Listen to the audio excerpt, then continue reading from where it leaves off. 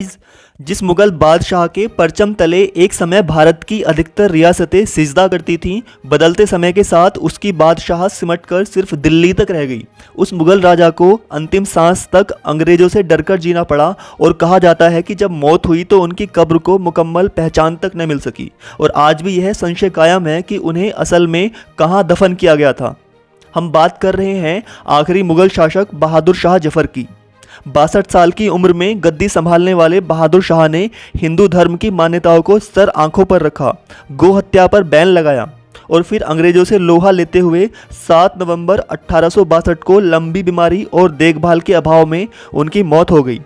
ये शायद ही किसी ने सोचा हो कि एक समय जिस मुगल साम्राज्य की तूती चारों तरफ बोलती हो, उसका आखिरी शासक इतना लाचार हो जाएगा कि जान बचाने के लिए दर बदर भटकना पड़ेगा।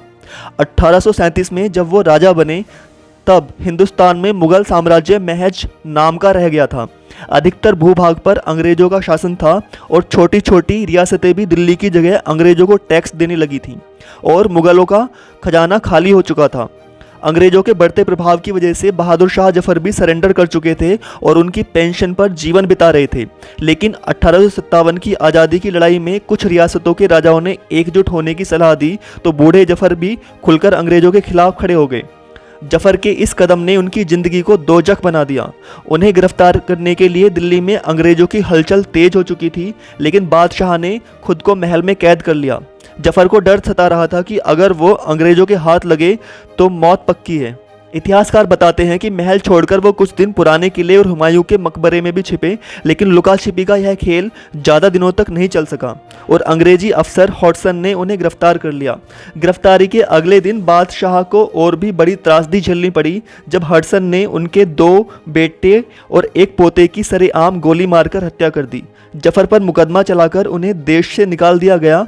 अपने वतन से दूर बर्मा में उन्हें अपनी बची हुई जिंदगी बितानी पड़ी। 87 वर्ष की उम्र में जफर ने बर्मा के रंगून में आखिरी सांस ली। 7 नवंबर को उन्हें लकवे का तीसरा दौरा पड़ा जिससे उनकी मौत हो गई। मरने के बाद भी जफर को बादशाहों वाला शाही सम्मान नहीं मिल पाया।